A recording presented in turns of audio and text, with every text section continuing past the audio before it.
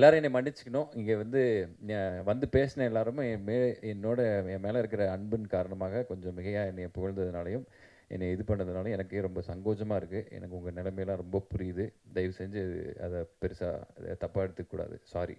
Okay, சரிங்க.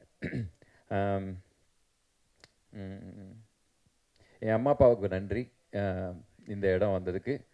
And Bhagyaraj சாருக்கும் Nelson Dilip Kumar சாருக்கும் அவர்னால தான் எனக்கு இந்த ஒரு நாலேஜ் கிடச்சிருக்குன்னு நம்புகிறேன் அவங்களால. ஸோ அவங்களுக்கு நன்றி.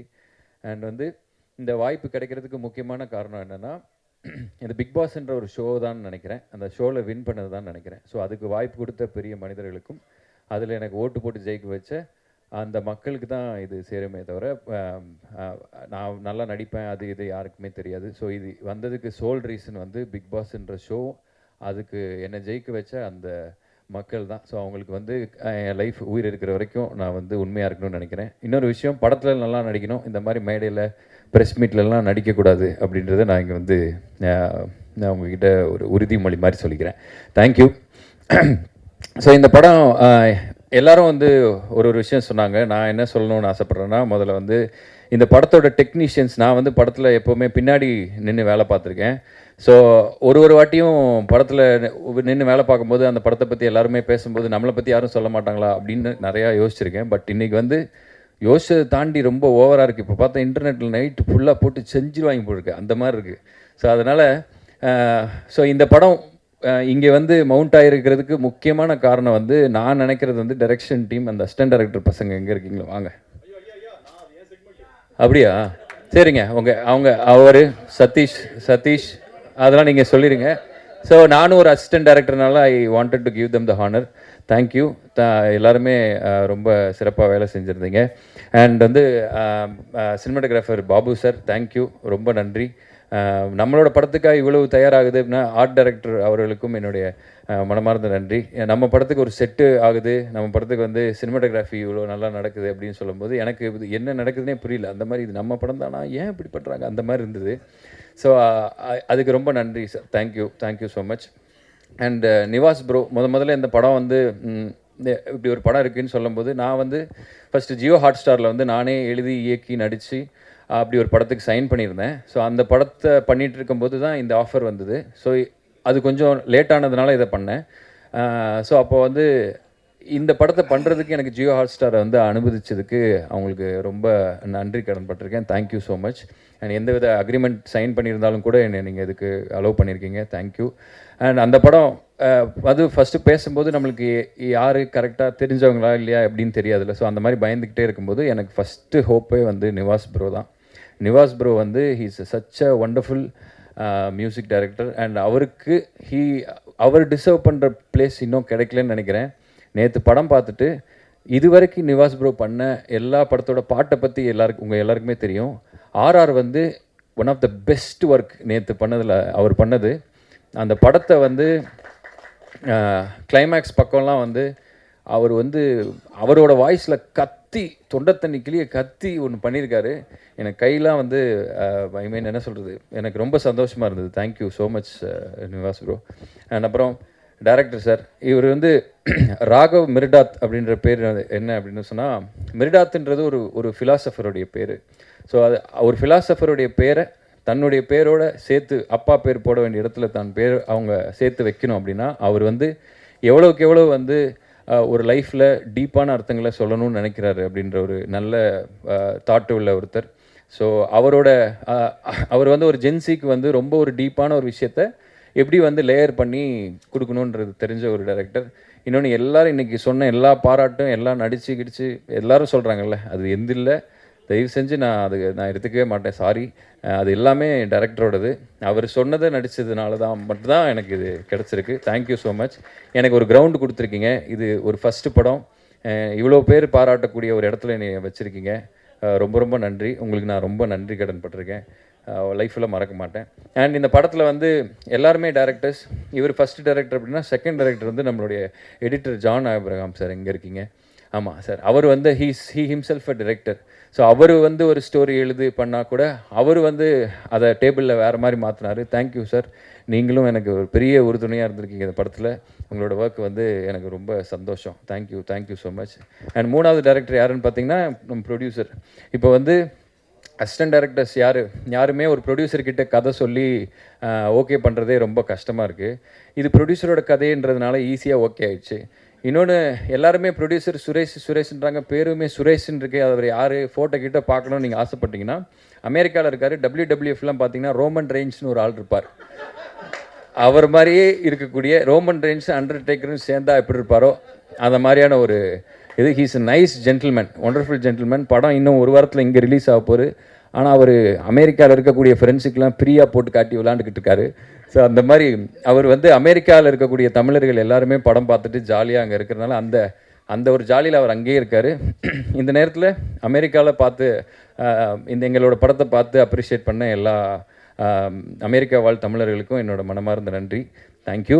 அண்ட் ப்ரொடியூசர் அப்படின்னும் போது இப்போ நமக்கு ஒரு ஃபஸ்ட்டு படம் பண்ணுறோம் அப்படின்னா நிறைய பேருக்கு ஓகே வந்துட்டாங்க அப்படின்னு ப்ரொடியூஸ் பண்ணுறதே ஒரு பயம்தான். இப்போ நானே காசு வச்சுருந்தா புதுசாக வர்றவனை நம்பி காசு கொடுப்பேனான்னு டவுட்டு தான்.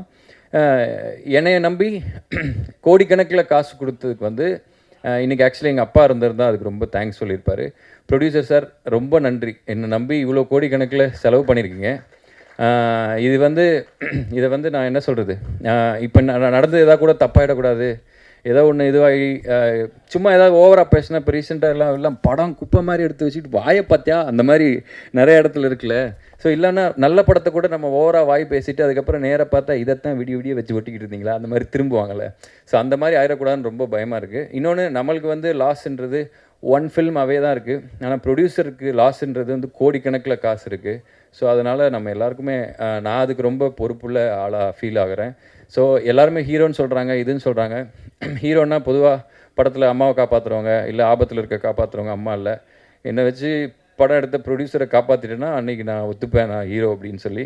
ஸோ சுரேஷ் சார், உங்களுக்கு வந்து நிறையா பணம் வரணும் இந்த படம் மூலமாக. இன்னும் ரொம்ப நிம்மதி இல்லாமல், அதாவது நாங்கள் எல்லோரும் சந்தோஷமாக பேசிகிட்டு இருக்கோம். 2 வருஷம் காமெடி படம் எடுத்துகிட்டு சிரிக்கவே இல்லை, மூஞ்சில் யார் மூஞ்சிலுமே சிரிப்பே இல்லை. ஒரே சண்டைக்காடு, எல்லாம் மாறி ஏதாவது ஆர்ஆர் வந்து மியூசிக் ஒன்று போட்டு கொடுக்க போகிறோம் சீக்கிரம் அப்படின்னா மியூசிக் வந்தால் தானே போடுவார். உடனே மியூசிக்னா உட்காந்தானே வர்றதுக்கு அது எப்படி வரும்? அவர் எல்லாத்துக்கும் ஒரு ஸ்பேஸ் வேணும்ல. அவர் டேரக்ட் பண்ணும்போதே அப்படி பண்ணி இவர் உட்காந்துட்டாங்க, ஓகே ரெடி அப்படி இப்படின்னு பார்த்துட்டுமா, எக்ஸ்கியூஸ் மீ சார், இந்த ஆர்டிஸ்ட் சீக்கிரம் பண்ணுன்றாங்க அந்த மாதிரி ஒருத்தங்க கேட்டாங்க அப்படின்னா இந்த ப்ரெஷரில் தான் ஒர்க் பண்ணியிருக்காங்க. இங்கே வந்து சந்தோஷமாக சொல்கிறாங்களே தவிர எல்லார் மனசுலேயும் அவ்வளோ பெயின் இருக்குது. இதெல்லாம் இந்த படம் சரி பண்ணிடணும். நீங்கள் எல்லாம் இந்த படம் முடிஞ்சதுக்கப்புறம் எல்லாருமே வந்து ஒரு நல்ல நிலைமைக்கு போயிடணும். இதுக்கப்புறம் கஷ்டப்பட முடியாது, காண்டாக இருக்குது.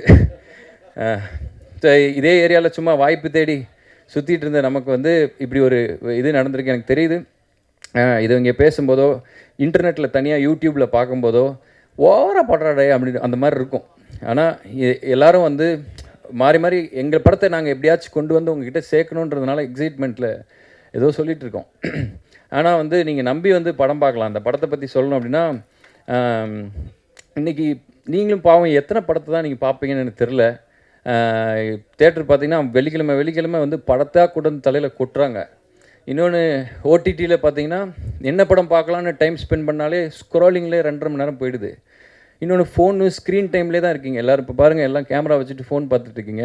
ஸோ இந்த அளவுக்கு ஸ்க்ரீன் டைம்லேயே நம்ம இருக்குது அப்படின்றதுனால எங்கள் படத்தை பார்க்குறதுக்கு ஒரு நல்ல ரீசன் என்ன அப்படின்னா, உங்கள் கண்ணை கெடுக்காத ஒரு அழகான கூல் டெம்பரேச்சரில் படம் கொடுத்துருக்காரு எங்கள் சினிமாட்டோகிராஃபர். அண்ட் வந்து தேவையில்லாத விஷயங்கள்லாம் சொல்லாமல், உங்களை போட்டு தொந்தரவு பண்ணாமல், ஒரு அழகான எடிட்டிங்கில் சீக்கிரமாக உங்கள் டைமை மதித்து ஒரு படம் சீக்கிரமாக முடிகிற மாதிரியான ஒரு படம் கொடுத்துருக்காரு எங்கள் எடிட்டர். அண்ட் வந்து ரொம்ப இன்றைக்கி இருக்கக்கூடிய உங்களுடைய பசங்க, நான்லாம் வந்து எங்கள் அம்மா சொல்லி திருந்தலை, நான் சினிமா பார்த்து திருந்தின பையன். நிறையா சமூக உணர்வு, நிறையா விஷயங்கள், இன்னும் வந்து என்ன சொல்கிறது, நிறையா சில விஷயங்கள்லாம் பண்ணக்கூடாது அப்படின்றதெல்லாம் சினிமா பார்த்து தெரிஞ்சுக்கிட்டேன் தான் நான். ஸோ அப்படிப்பட்ட விஷயத்த ஒரு நல்ல ஒரு மெசேஜை சுகர் கோட் பண்ணி உங்களுக்கு கொடுத்துருக்காரு எங்கள் டைரக்டர். அண்ட் இந்த எல்லாத்துக்குமே வந்து நிவாஸ் தான் வந்து இதில் ஹீரோ. அண்ட் அவர் தான் வந்து இதில் இந்த படம் வர்றதுக்கு முன்னாடி, நான் நடிக்கிறதுக்கு முன்னாடி எல்லாருக்கும் தெரிஞ்ச ஒரு ஃபேஸ் நிவாஸ் அவர் தான். அவருக்கு கொடுத்தது தான் இந்த ப்ராஜெக்ட்டுக்கு பிளெஸ்ஸிங். Thank you so much. நாங்கள் எல்லாருமே சேர்ந்து இது எங்கள் படம், ஒருத்தரும் அவங்கவுங்க படம் மாதிரி வேலை செஞ்சுருக்கோம். கண்டிப்பாக நீங்கள் கொடுக்குற பணம் வேஸ்ட் ஆகாது. நீங்கள் எல்லோரும் போய் ஃபேமிலியோட குழந்தையெல்லாம் நம்பி பக்கத்தில் உட்கார வச்சுட்டு பார்க்கலாம். அண்ட் இது வந்து என்னோடய படம் இல்லை, இது ரொம்ப ஓவராக இருக்குது. இது வந்து என்னோட படம் கிடையாது. ஆக்சுவலி இது ஒரு 3 ஹீரோ சப்ஜெக்ட். இவர் அண்ட் அவங்க அண்ட் பப்பு, மைக்கிள், நான் எல்லோரும் சேர்ந்து நடித்த படம்.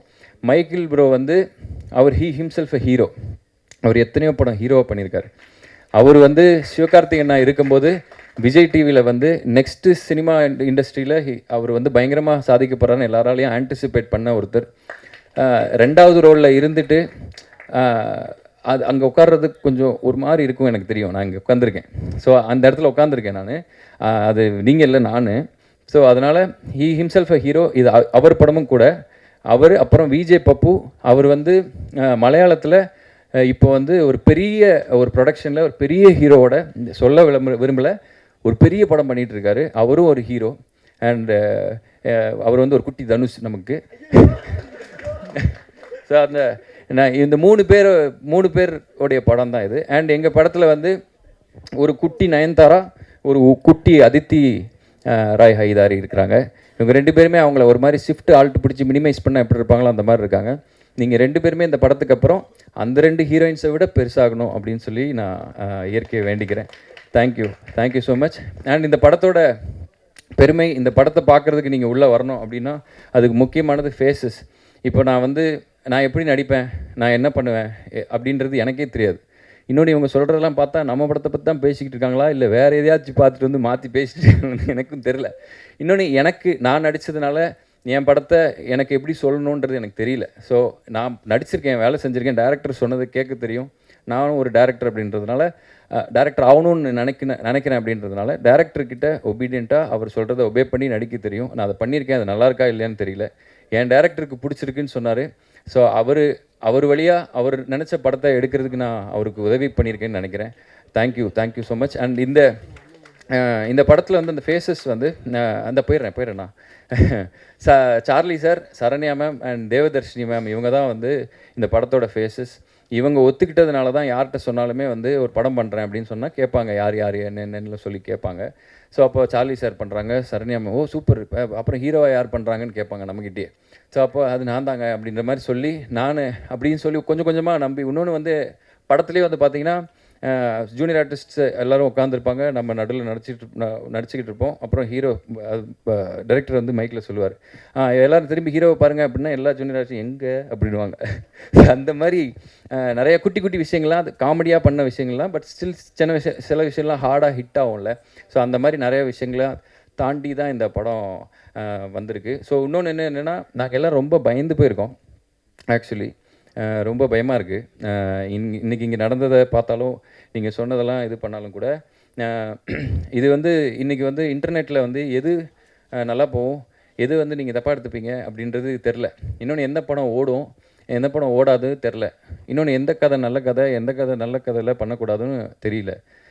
இன்னொன்று சில விஷயங்கள் நம்ம இப்போ பேசும்போது கீழே வந்து அதை எதுக்காக வந்து பெருசாக ஸ்ப்ரெட் ஆகுதும் அப்படின்னும் தெரியல. ரொம்ப ஒரு வித்தியாசமான உலகத்தில் வாழ்கிற மாதிரி எனக்கு ஒரு ஃபீலிங் இருக்குது.